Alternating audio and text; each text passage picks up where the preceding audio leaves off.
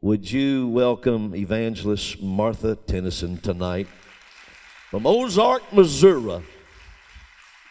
Bless you, brother. Love you. Amen.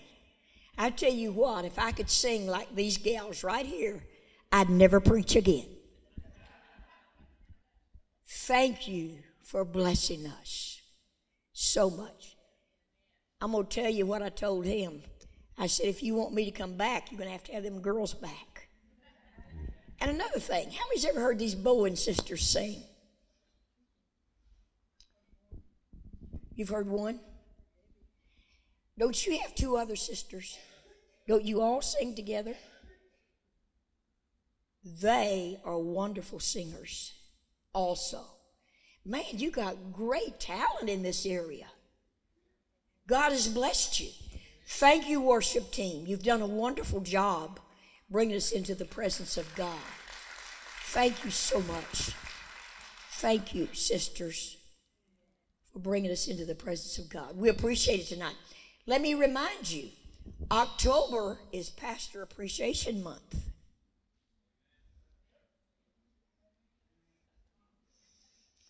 If you haven't done anything, start thinking about it. Because most everybody does, and you would hate to be the only church that didn't. I don't want to make you feel guilty or anything, but I just want to bring that to your attention. Amen. Thank you, Pastor J.R. and Sister Heather, for your kindness, for being such wonderful host and hostess, for the lovely accommodations, for the meals, for the fellowship. But most of all, thank you for being receptive to the Word of God. Thank you, Brother Rod. Don't you like this Cajun boy over here? Yes. Thank you for the opportunity to come and all that you do to get this together. Folks, these things just don't happen. Somebody has to plan. And we appreciate so much all that you do. Wilsons, thank you for bringing me.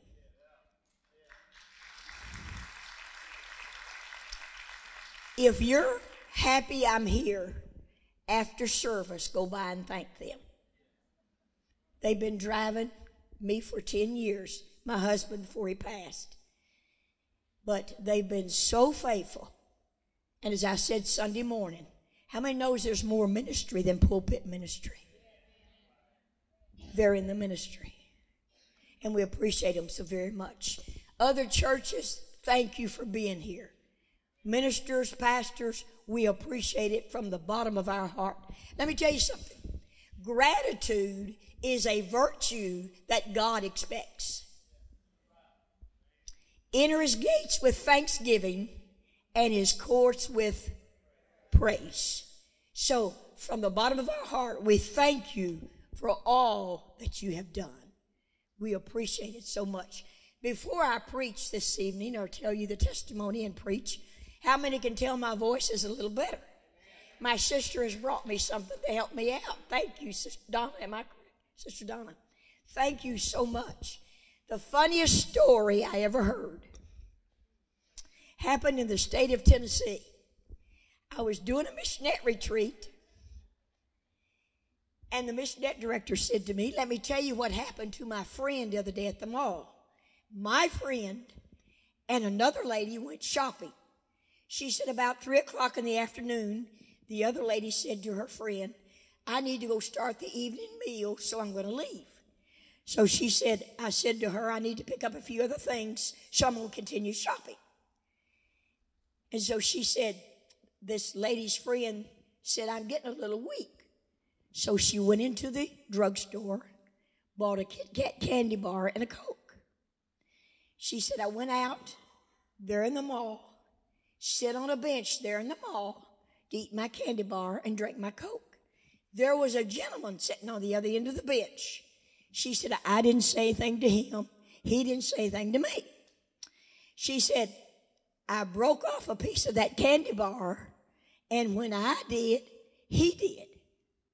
He didn't say, ma'am, my name's John Doe, I'm hungry or anything. She said, I didn't say anything. I broke off another section of that candy bar, and when I did, he did. She said, when we finished the candy bar and I finished the Coke, I got up to go finish my shopping. And she said, I came out of the store. Do I need to change anything here? Am I good? Came out of the store, standing against the pole there in the mall was that same gentleman with a donut on a napkin. She said, now that ran all over me, that he would eat my candy bar and buy a donut. She said, I leaned over, took a bite out of his donut. He looked at me, he looked at the donut and looked perplexed.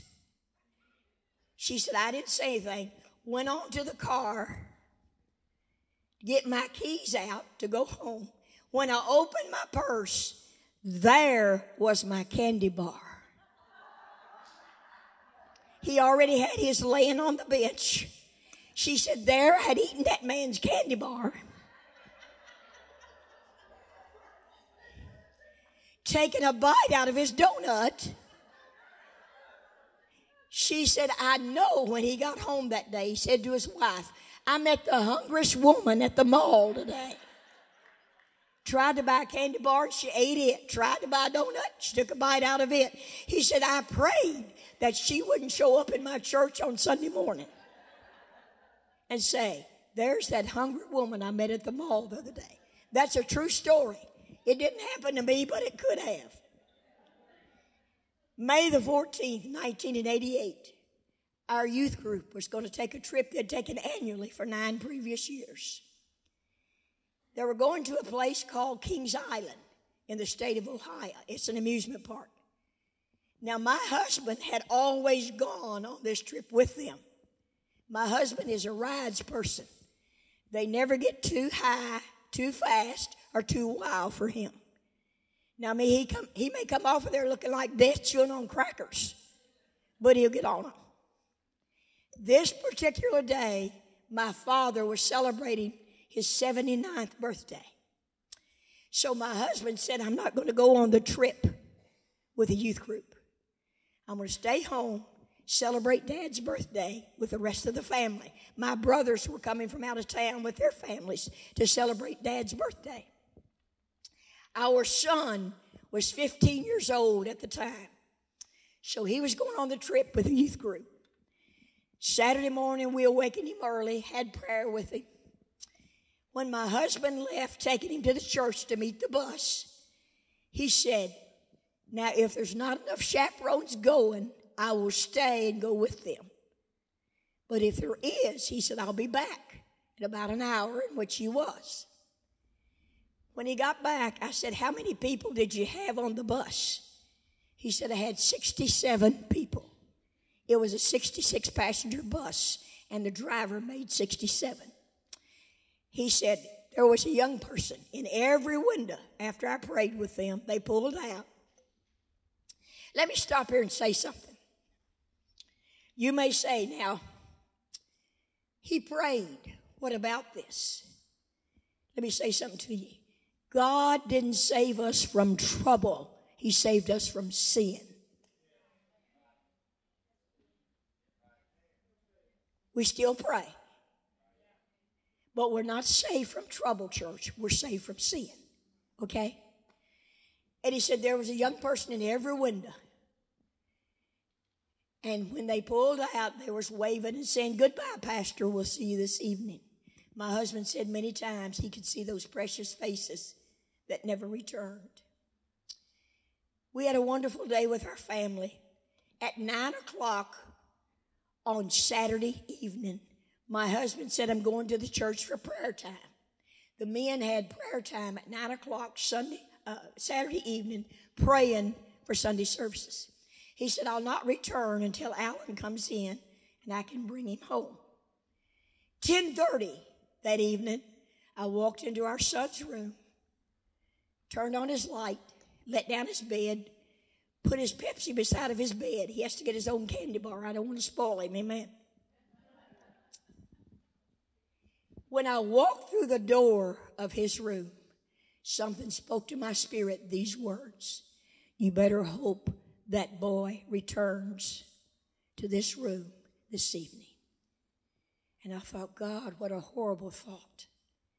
standing in the doorway of our son's room, I said, God, I plead the blood of Jesus upon his life, thinking he was the only one involved. Still felt uneasy in my spirit. At 11 o'clock, I called my husband at the church, and I said, honey, has the bus gotten in yet? And he said, no, I'm getting a little concerned. They were going to be in early so they could have plenty of rest to be at church in the morning. Probably they stopped at McDonald's or maybe left late. 12:10, my husband calls me and said, honey, I need you here at the church. One of the fathers has just called and said, Pastor, this is Conrad Garcia. My son has just called me from Carroll County, Kentucky. Our bus has been involved in a tragedy. And the reason I say tragedy, church, it's not an accident when people drink and drive.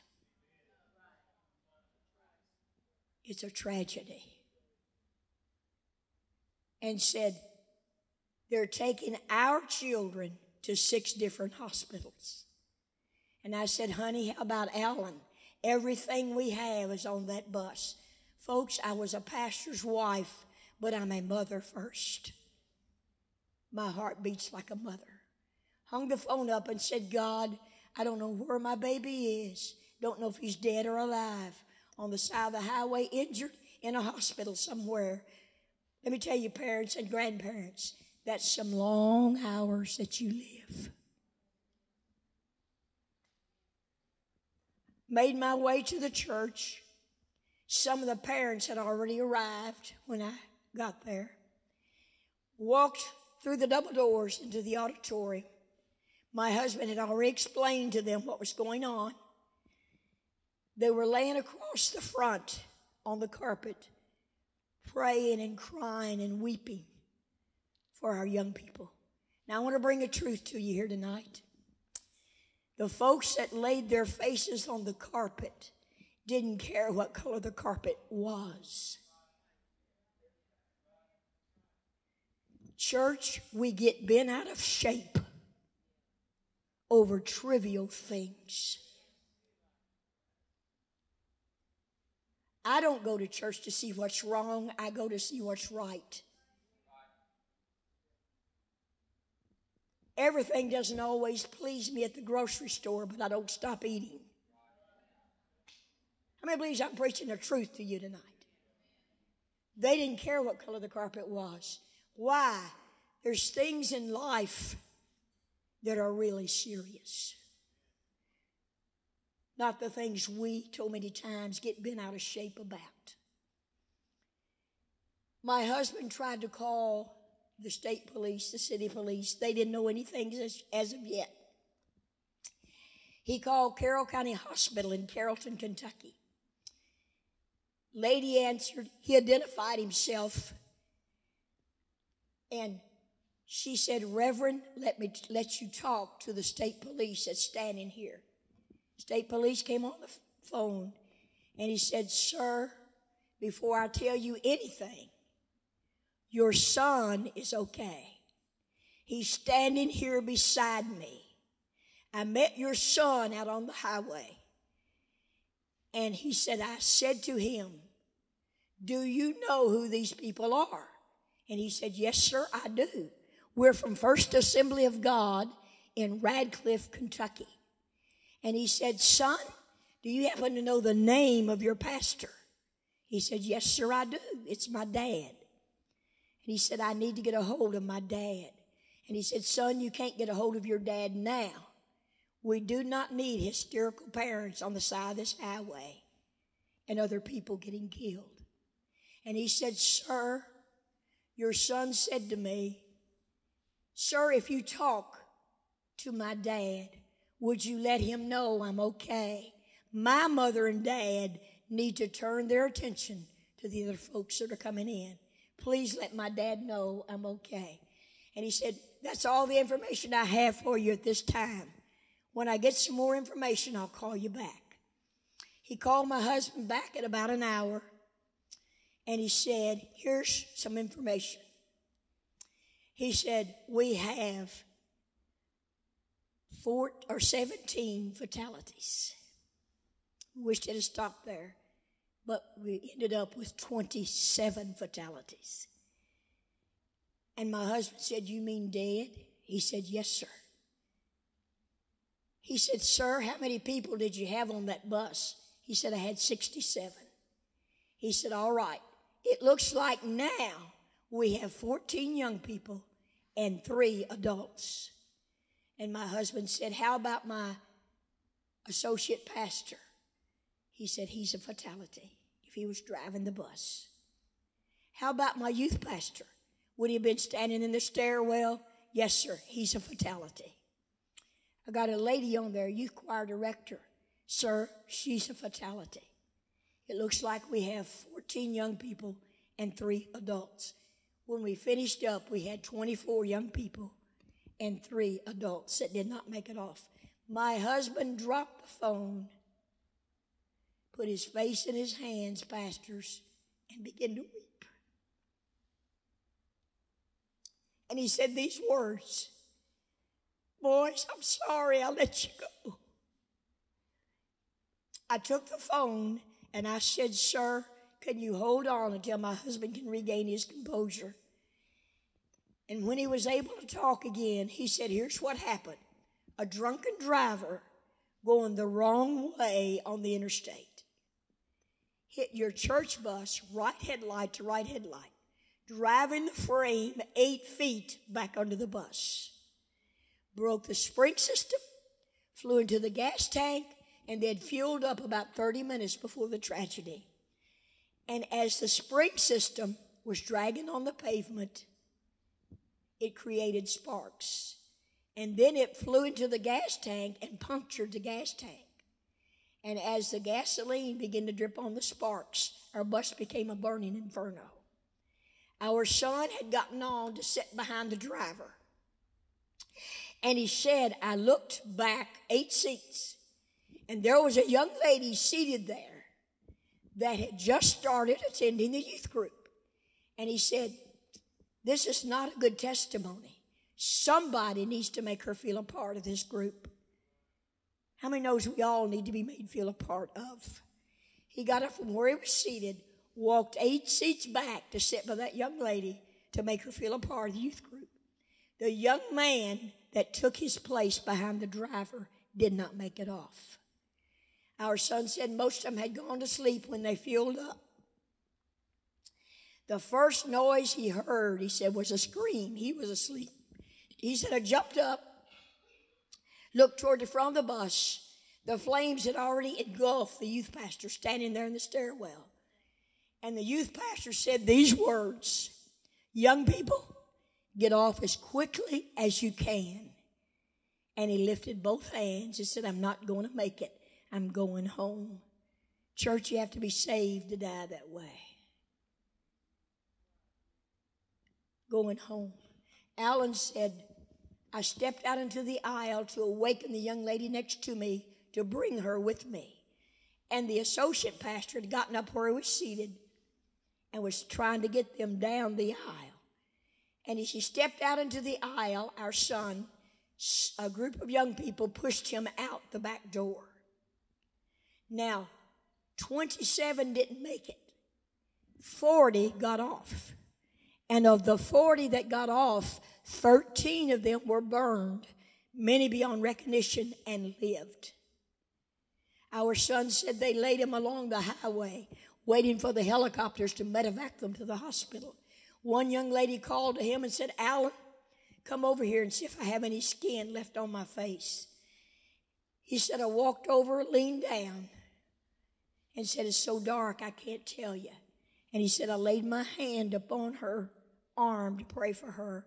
And when I lifted my hand, the flesh to her bone came off in the palm of his hand. She was burned so badly. We had siblings on that bus, naturally. And our son said, Mom, there's a sight and a sound that will go to the grave with me. It's the sound of 27 lifelong friends begging for somebody to help them. And then he said, after a while, it's total silence from within the bus. And he said, that's the worst silence you'll ever experience in all your life. You know they're gone. 2 brothers on the bus, Josh and Aaron. Josh is 15. Aaron is 13. Aaron could have been the second one off. But he said, I can't leave my brother. So he crawled under the seats, over the seats, and found his brother. His brother was in the aisle, already on fire. So he said, I reached with my right hand to pull him along the aisle, and the flames leaped up his arm and shoulder and burned off his ear. He dropped him with the right hand, reached with the left hand to pull him along, and the flames leaped up this arm, shoulder, burned off this ear and this side of his face. And he said to his mom and daddy, I had him at the door. And Josh said to me, Aaron, please get off. I'm not going to make it. Please don't let Mom and Daddy lose both of us. And with that, Josh took his last breath. Aaron was the last one they were able to reach in and pull out. And his mom and dad said to him, son, why did you stay on there so long? And he made this statement. Church, I want you to hear this statement. He said, I had a cause. What's our cause tonight? He said, if I didn't do something, my brother was going to burn up. I had a cause.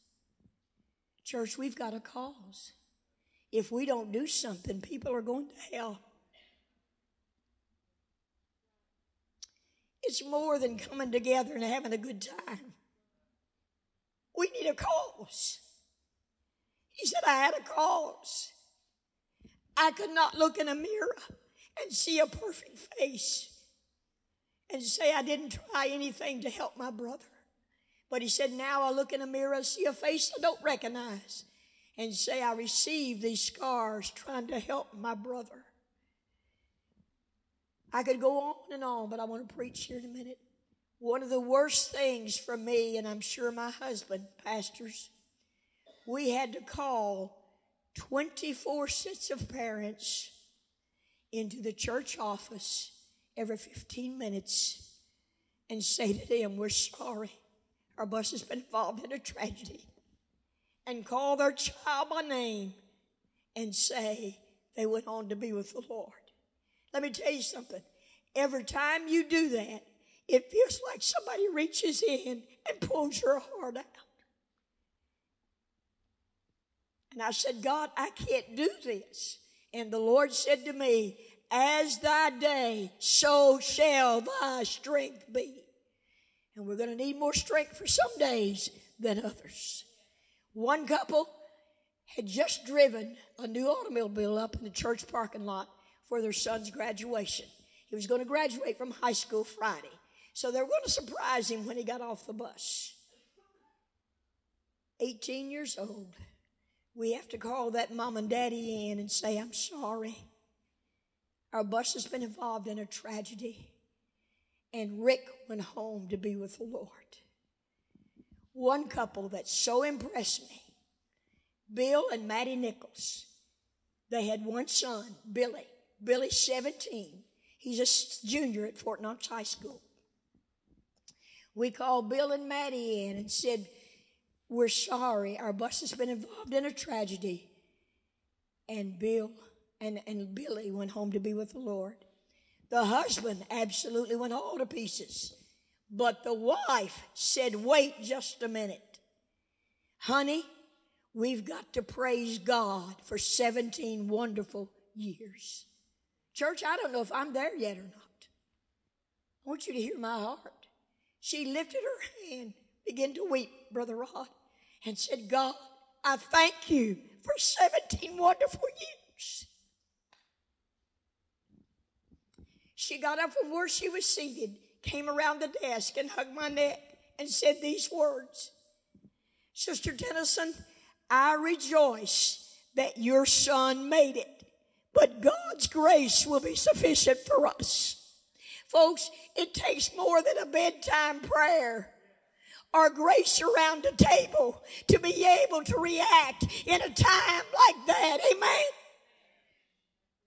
But His grace is sufficient. He's too loving to be cruel. He's too wise to make a mistake. And He's too deep to answer why. His name is Jesus.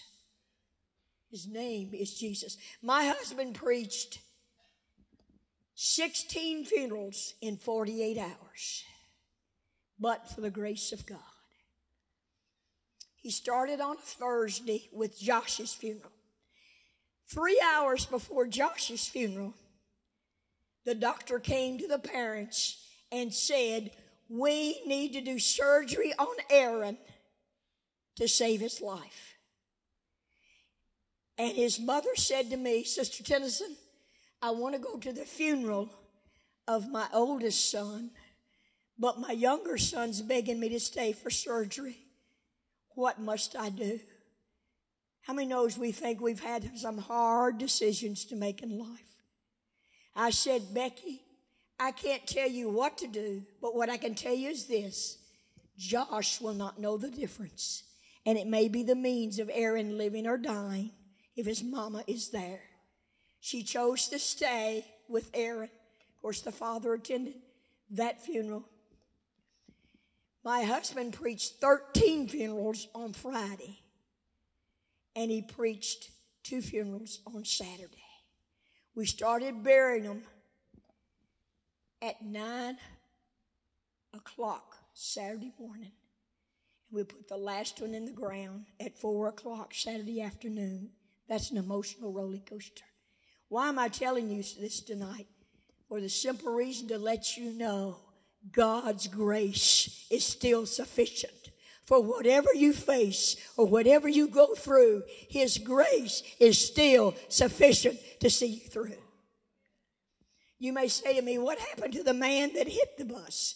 Well, he got 16 years and he served 9. He's out. But we had to forgive him. I told him, I believe it was Sunday morning, maybe, or Sunday evening, those that hurt you cannot heal you. Only Jesus can heal you. And Jesus can heal without a scar. If you're looking to the one that hurt you to heal you, you're not going to be healed. Jesus is the only one that can heal. So, my husband preached forgiveness for the Lord to heal us. We forgave him. But listen to me. Forgiving those that hurt you doesn't release them from accountability or responsibility. We feel like if we forgive somebody, they're free. No, we're free. It's just as free. Remember when Peter cut off the ear of the high priest's servant? Jesus didn't tell Peter to heal him. Peter hurt him. We know enough about Peter to put it on upside down to let the man know he was at the wrong place at the right time. But Jesus said, hand me the ear. And Jesus can heal without a scar. Folks, that's the kind of God that we serve. I could go on and on tonight, but I'm going to preach. I ask a question, Jesus, where were you? Have you ever wondered that? If you haven't, pack a lunch, you will. Amen. He took me to Mark chapter 6. You want to go there with me? Let's begin with the 46th verse. And straightway, Jesus, he constrained his disciples to get into the ship and go to the other side before into Bethsaida while he sent away the people. And when he sent them away, he departed to the mountain to pray. And when even was come, the ship was in the midst of the sea, and he alone on the land. And when he saw them toiling and rowing, for the wind was contrary unto them, about the 4th watch of the night, he cometh unto them, walking upon the sea, that would have passed by them. But when they saw him walking upon the sea, they supposed it had been a spirit, and cried out. For they all saw him and were troubled. And immediately he talked with them, saith unto them, Be of good cheer. It is I, be not afraid. And when we went up unto them in the ship, the wind ceased. They were so amazed in themselves beyond measure and wondered. Jesus, where were you? He says, that's at the same place I was when my disciples were going through their storm. Number one, I was praying for you. The Word said he went into the mountain to pray. How many knows he's ever interceding at the right hand of the Father in our behalf? He says, Simon, Simon, Satan has desired that he might have you, that he might sift you as wheat. But I have prayed for thee, that your faith fail not. He said, I was praying for you. Number two, Jesus, where were you? He said, I was watching you. The Word says he saw them. Folks, his eyes are ever upon us. Job made a statement and he said, oh, that I knew where I might find God. I go forward, he's not there. Backward, he's not there. On the right hand, on the left hand, he's nowhere to be found. But Job said, he knoweth the way that I take. Amen. And when he's tried me, I shall come forth as pure gold. He knows where you are. He's watching you. His eyes are ever upon you. Number three, not only is he praying for you, not only is he watching you, but he'll come walking upon the circumstance that's about to defeat you. What did he come walking upon? The winds and the waves. What was about to defeat them? The winds and the waves. Honey, he addressed their faith. He addressed their fear. In another story about a storm, listen to me. It said he rebuked them and said, have you no faith? Now listen to me. He didn't rebuke them for not having faith to still the storm. He rebuked them for not having faith during the storm. That's the reason he rebuked them. So he came walking upon the circumstance that was about to defeat them. My husband on a Wednesday, we had a school in our church. We had about 300 children in our school. We served hot lunches. So he was walking down the hallway to go to the cafeteria to get a cup of coffee.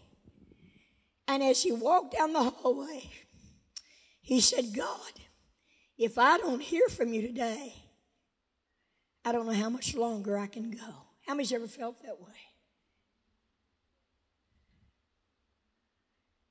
Halfway down the hallway, an Indiana State Police stepped out. And he said, are you the pastor? He said, yes, sir, I am. He said, Pastor, I'm not here to investigate this tragedy. I came to bring you a word from the Lord. He said, get one of your men. Let's go to your office. And he said, I want you to put a tape in the recorder, and I'm going to give you a message from the Lord. And he began, weep, my children, weep, but don't weep too long. From this fire will come another fire, but it won't be a fire of destruction. It'll be a fire of purification that will reach around the world. He said, I've got all of your loved ones in my hands. Every one of them made it. Isn't that wonderful? He went much further. My husband had it transcribed, passed out to the people. When things calmed down, he had taken the man's name, badge number, and all of that. When things calmed down, he said, I want to send a thank you note to that policeman. So he called Indiana State Police Headquarters. He told them what he wanted, gave them the badge number and the man's name. They said, Reverend, we'll get back to you. They called him back in a couple of days and said, Sir, In the history of the Indiana State Police, there's never been a man on the force or a badge number by that number. Whoa, church, what am I saying tonight? We serve a God that says, I'll come walking upon the circumstance that's about to defeat you. Amen. That's the kind of God we serve. I think Indiana ought to be proud. He put them in their uniform. Could have put them in Texas, Arkansas, or Kentucky. Yeah, but he didn't. Isn't that wonderful? What did he do? He came walking upon the circumstance that was about to defeat my husband. Folks, we still serve that kind of God. And we are getting away from the supernatural workings of God. And we need to get back to expect and believe in the supernatural workings of Almighty God. He is still a supernatural God. And He wants to reveal Himself unto you in a fresh way. As I told you about Sister Blythe last night, used to be this brother's pastor. He knows who I'm talking about. I told you she called me. She said to me, I'll be there in 2 hours. What happened? The Lord sent her to walk upon the circumstance. She never left my side until we buried the last one. What am I saying, folks? He knows where you are. He knows why you're where you are. And He knows what to do about where you are. Job said, I may not be able to find Him, but He knows where I am. Amen. He knows where I am.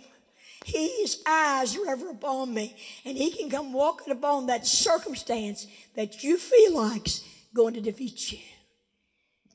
Not only was He praying for me, not only was He watching me, not only did He come walking upon the circumstance that was about to defeat me. Number 4, He met me at my point of need. Where did they need Him? In the boat. Where did He get? In the boat. He'll meet you at your point of need. When you can't get to where He is, He'll come to where you are. He'll meet you at your point of need. Lee Williams, and you've heard me refer to him, the gentleman that lost his entire family. His wife was the youth choir director, and he lost the 2 daughters and his wife. The youngest one was 10 years old. And in November, she was going to be 11. And Lee said, in November, the day before her birthday, he said to me, tomorrow my baby would have been 11. And she always had to make up her birthday song. And everybody had to sing the song she made up. And he said, I wonder who's going to sing to my baby tomorrow. Well, he was going to sell his house. So on the day of her birthday, these people came to look at his house to see if they'd be interested in buying it.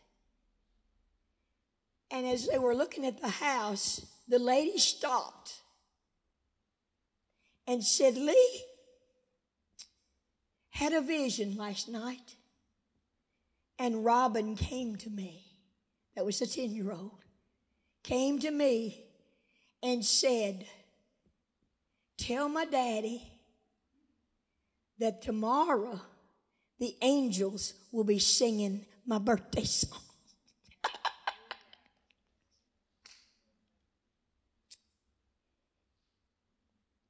How many's hearing me? He'll meet you at your point of need. Wherever you need Him, He'll be there for you. Folks, His name is Jesus. He was praying for me. He was watching me. He came walking upon the circumstance that was about to defeat me. And He met me at my point of need. His name is Jesus. As I told Him Sunday morning, and I'm going to tell you all tonight, you may say to me, what can He do? I'm going to tell you what He can do. He can take a ball of mud and make man. He can take a sign and make a rainbow. He took Emancipator out of the river Nile. He took a shepherd's staff and made a snake. He made a freeway out of the Red Sea. He took the dew of the desert and made 3 square meals. He made an army out of dry bones. He made a preacher out of a donkey. Oh, he made a banquet out of a boy's lunch. He made wine out of water. He made a taxpayer out of a fish. He made the blind to see, the lame to walk, the deaf to hear, the issue of blood stop. He made a fool out of the devil, and he's making a church out of us. Wow, shout now, church. That's what he can do. That's what he can do. And he's still working in the hearts and the lives of those that will let him work. Let me finish up here. How many give me a few more minutes? Thank you so much. 5, 10, 15, 20. Yeah. I learned where Jesus was. Then I learned we have no promise of tomorrow. Today is the day of salvation. Our youth Sunday school teacher came out of her class Sunday before the tragedy and was crying. And I said, Wanda, what's wrong? She said, I was teaching on the rapture of the church. And one of the young men said to me, Miss Wanda, I've heard it all my life. I don't think it's going to happen. And I said, what'd you say to him? She said, I said, son, he could come for you before next Sunday.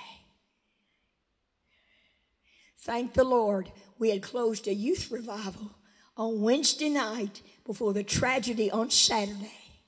That young man rededicated his life to the Lord. He did not make it off of that burning church bus. Our son said, a young lady said to him about 40 minutes before the tragedy, Alan, I want you to pray with me. If I don't pass a test Monday, I'm going to fail. And then he said, I prayed with her. Then he said, I said, do you know without a doubt, should something happen to us before we get home, do you know you're ready to meet God? She said, no, I don't. He said, could I pray with you? He said, Mom, standing in the aisle of that bus, I led her to Jesus. She didn't make it off. And he said, I looked up and said, God, the only prayer that really mattered was the last prayer that we prayed. She will spend eternity in heaven with the rest of us. Isn't that wonderful? What a God that we serve. Number 3. Not only did I learn where Jesus was, we have no promise of tomorrow. It's going to get quiet in here because people don't talk a lot during surgery. Amen. I learned how to treat my family and my church family. We talk more hateful to the people we love the most. Let me give you an example. Pastor J.R. accidentally bumps into me and he says, so excuse me. And I said, no problem, brother, that's fine. My husband accidentally bumped into me and said, excuse me. I'd say, what's wrong with you? You're totally blind. Can't you see where you're going anymore? I know that's hitting home with some of you, I can tell. Now, listen, I love Brother J.R., but I don't love him like Sister Heather does, or like I love Don Tennison. She's happy about that. Of course, I wouldn't rob the cradle anyway, honey. No. No disrespect. Old enough to be his mother. Why is it I cannot give the same kind words to the men I love the most as we give to everybody else? How many knows we can be so sharp and hateful with each other? Why? Folks, I lost my precious husband 5 months ago. And it's not the same. I promise you. Why can't we be kind to the people we love the most. How many believes I'm preaching the truth to you tonight? Why do we have to be so sharp and hurt the people that we love the most? It's too late when you look over a casket and say, I love you. It's too late. It sure is. I'm going to talk to the mothers for a few minutes and the fathers. Mothers that are raising children, I promise you they're not going to be home that long. How many can say with me tonight, it all comes all too soon when they leave home? It's all too soon. Let them live at home, enjoy their home, and love their home. In the foyer of our home, I kept it waxed on my hands and knees. I'm nearsighted. I can't see from the end of a mop. So I just finished waxing the floor, and in came my husband bringing our son home from school. Now, our son wears a size 12 shoe. Stepped that foot in on my wax floor, and I said, hold it just a minute. I've just waxed this floor. Who do you think does all this work around here? Honey, that song has several verses, and I don't have time to sing them all. But I'm sure you've heard that song. My husband was a very kind, gentle man. And my son said, wait just a minute, Dad. Mother's a little upset. And he said, Mother, what's wrong? I said, you just waxed this floor. You all come, a Kentucky expression, lumbering in on my wax floor. My husband said, Mother, we're sorry. Don't that make you sick?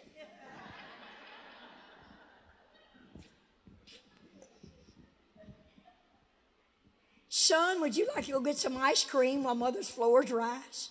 He said, yes, sir. He'd be glad to go anywhere. When they left, the Holy Spirit said, if that had been one of your church members, I want you to follow me. If that had been one of your church members walking in on your floor, and they'd have said, oh, we're sorry, you're waxing the floor. I'd say, that's okay. Come on in. I can do it again. Am I preaching the truth tonight? I didn't love any of my church members like I love my son and my husband. And the Lord said one day that big boy won't come through the door much anymore. He doesn't. When they got home, I said, son, I'm sorry. Dad, after all, you're making the payments on this home. You can come anytime you want to. Amen. 2 months after the tragedy, I walked into our living room.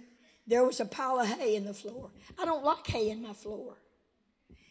I remember the day that my husband came home and said to our son, son, I found you a job. And our son said, Dad, I didn't know I was looking for one. Said, you're going to be in the hay fields in the morning. You're going to help haul hay. You're going to make money for your missions trips. He would have a habit of coming home, turning the shoe upside down and cleaning it out. And I'd say, son, why do you do that? And he said, Mom, I'm just tired. It's the first place I get, and I just clean out my shoe. Walked into the living room. He'd gone to school. There was a pile of hay in the floor. I started to get upset. And the Lord said to me, many a mother would trade your hay today to have a child to love and hold on to. I picked up that hay, Brother Rod, and kissed it. Saved it, still have it. To remind me, I still have a boy to love and hold on to. One of the mothers had a 13-year-old. She said Friday night, before the tragedy on Saturday, she was upset about something that happened at work. He came home from school, excited about going on the trip. And she said, I was so upset. I said to him, you're not going to go on that trip unless you clean your room. Not anything wrong with cleaning your room. She said, Sister Tennison, for 30 minutes, I told my boy all of his faults. He cried himself to sleep. I heard him. cleaned his room. She said the next morning I didn't get to tell him goodbye when his dad took him to meet the bus. She said, when I found out he didn't make it off of a burning church bus, I walk into a room that'll be clean for the rest of my life. On the mirror was taped a note, and here's what the note said. Mom, I cleaned this room not because I wanted to go on the trip, but because I love you. And if I never make it back to this room, Mom, remember, I love you. I love you. She said, Sister Tennison, all I have is a yellow note. I call these families every year on the tragedy date. I've been calling them now for 31 years. I call them every year. Every time I call her, I'll say, honey, how you doing? She'll begin to cry and say, I'm holding a yellow note. I want this to sink in our spirit. We can do this to our personal family and to our church family. Fathers, I want to say something to you. You've allowed mama to raise the children. Many of you don't know when their birthday is, their favorite food, the color of their eyes. And if you do know, you say, here, some money, go get them something. You go get them something. You're their daddy. You're their daddy. Don't leave it up to mama. They need their dad's love and attention as much as they need their mama's. How many's hearing me tonight? We let mama do all of this. No, you're the daddy.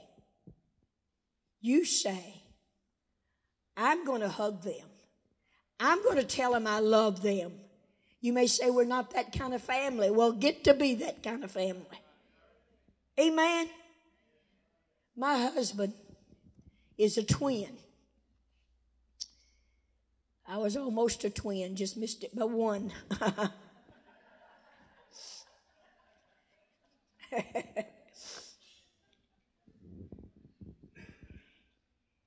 Together, him and his brother are 6 feet tall. They were raised in West Texas. My husband's father made it plain to him. I love your twin. I don't love you, and I'll never love you.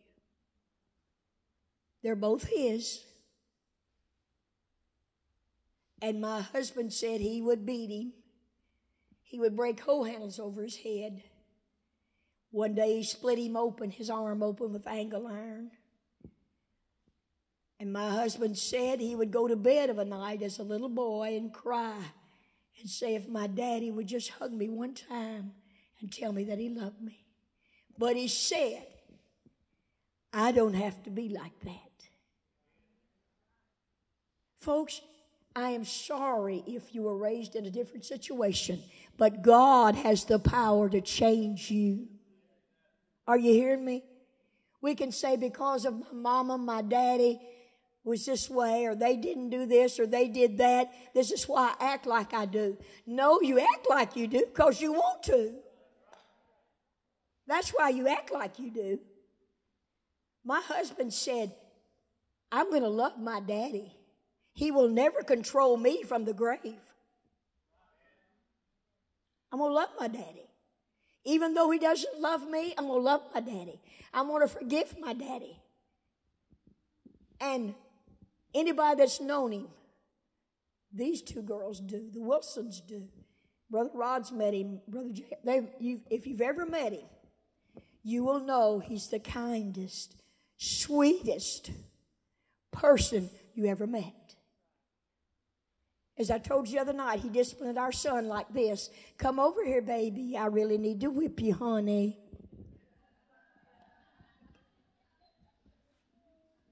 That's as excited as he ever got. Never raised his voice at anybody about anything. always maintained the same level of voice, never got upset with me, never chewed me out for anything, always the same person. And I told you the other night, from the first date I had until he drew his last breath, my opinion of him never changed. I do not have a bad memory of my marriage. A wonderful man. Folks, in the natural, he had every reason to be bitter, to be unforgiving, and to say the reason I act like I do is because what my daddy did. But folks, he said, God has the power to change me. People are not alcoholics because their daddy was. They're alcoholics because they made the choice to be. You're not bitter because of the way your mom and dad treated you. You're bitter because you made the choice to be. Amen? God has the power to change us. And we need to let him do a work in our lives. Lee Williams. Well, let me tell you this before I tell you this last one. One of the saddest scenes we've ever witnessed was a man leaning over the casket of a 17-year-old boy. And he said these words, "Son, I didn't even know you. I was too busy with my life." Mama and daddies that are raising children, hug them. Let them know you love them. And the best thing you can do is love their mom and daddy. Let them know how much you love them. Get this in your spirit and in your heart in a fresh and a real way. Lee Williams said on a Sunday afternoon, he said, "I can't go back to my house alone. Sister Tennison, will you go back with me?" I said, "I will. But let me go back a little." Tuesday, before the tragedy on Saturday, his wife said to him, "Lee, Robin has found a ball and a glove, or a bat and a glove she wants at the department store." He said, "My daughter was the worst softball player you ever met." He said, "I threw a basketball to her and she couldn't hit it. Bad."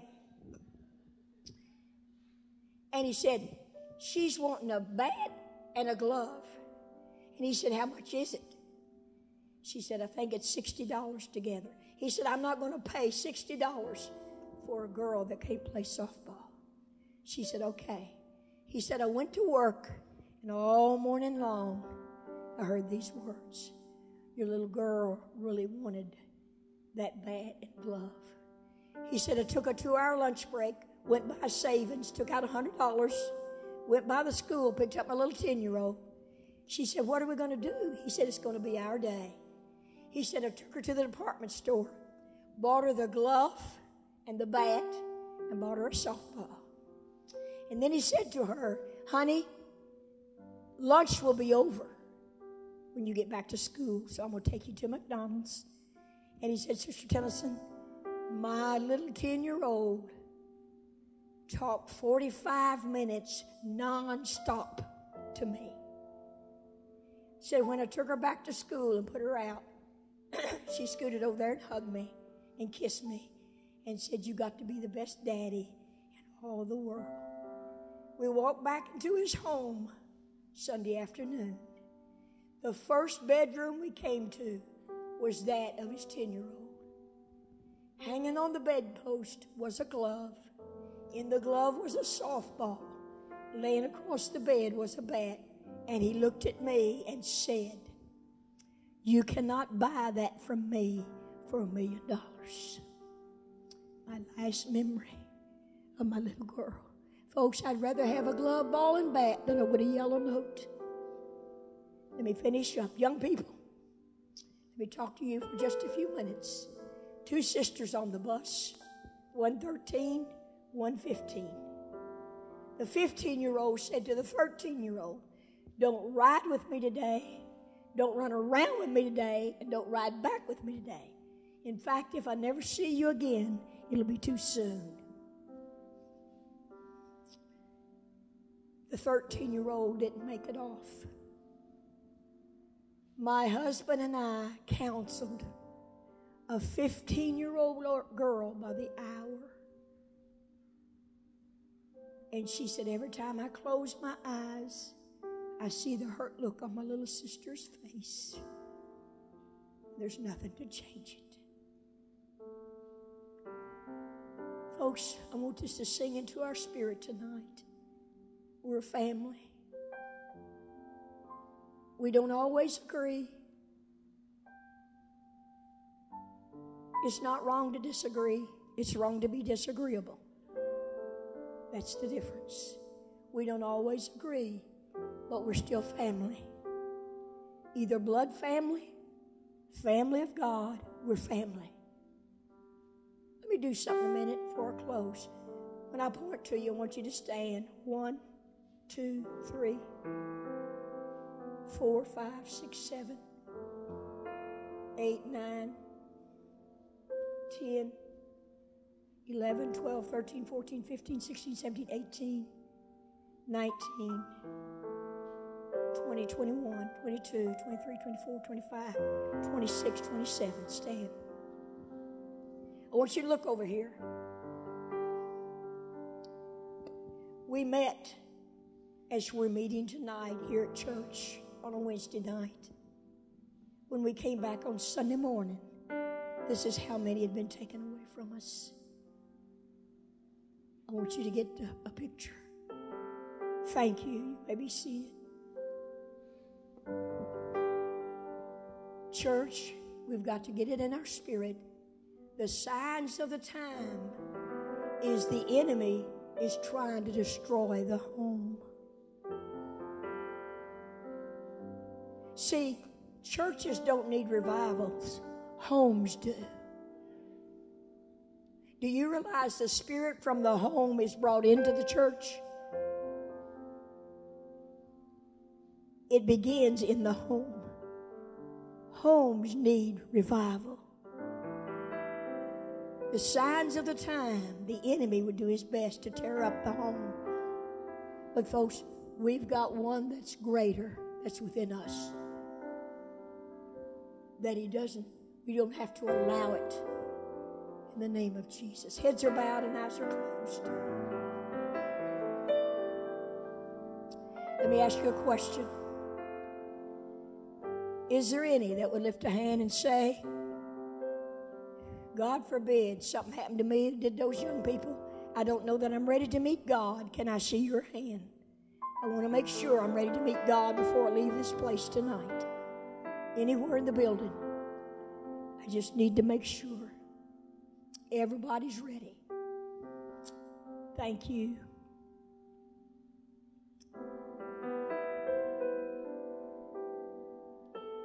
Want to make sure. All right. If you've got any family in this building, take them by the hand. Husband, wife, son or daughter, brother or sister, aunt or uncle, mom or daddy, get up and find them. Move around and find your family. Take them by the hand.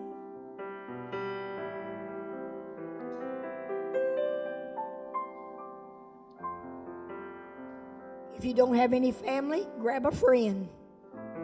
Grab a friend. We want everybody to have somebody.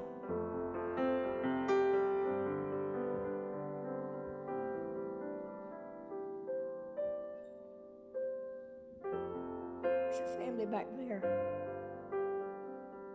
Would you come up here with him, please? Thank you.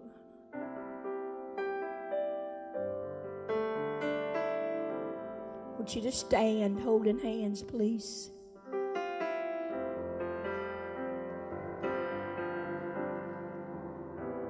We're going to pray together as a family and as a church family. We're going to pray together tonight.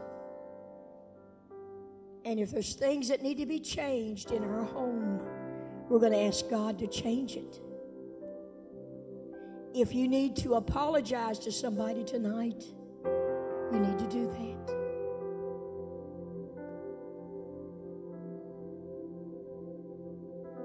I'm going to use the pastor's family here as an example for just a moment. You can look over here if you want. But I'm meaning this for all of you. Pastor, you love this wife, this daughter, and this son. You've been through before. But God forbid something happened to these. Your heart would be broken. And your life would be changed. You have this moment to live. Yesterday's gone. Tomorrow may never come. But you've got the moment today. Sweetheart, you love this husband, this son, and this daughter. And 3 more that's not with them. But God forbid something happen. Your life would be different. Son, you love this mom and daddy and this sister. You couldn't think of being without them. Sister, you love this daddy, mama, and brother, and you would hate to think of being without them. God's given you this moment. And I'm saying this for all of you tonight. Hear me. Yesterday is history. Tomorrow is mystery. Today is a gift. That's why they call it the present. Yesterday is a canceled check. Tomorrow is a promissory note. Today's all the cash you have to spend. What are you going to do with it? Now, before we come to pray together, you that have got children away from home, before Sunday comes, I want you to call up every one of them and say, I just called to tell you that I love you. You may say, well, they don't always do like I want them to. They may not, but they're still your child. Are you hearing me? They're still your child. And they need to know that you love them. You may not always agree with their actions, but folks, they need to know. You may be 90 and they may be 70, but they still need to know that mom and daddy loves them. You have a mom and daddy? If you do, you're blessed. I don't. Adult children, if you have a mom and daddy, call them. Call them before Sunday. Say, I just want to call and tell you I love you and I appreciate you.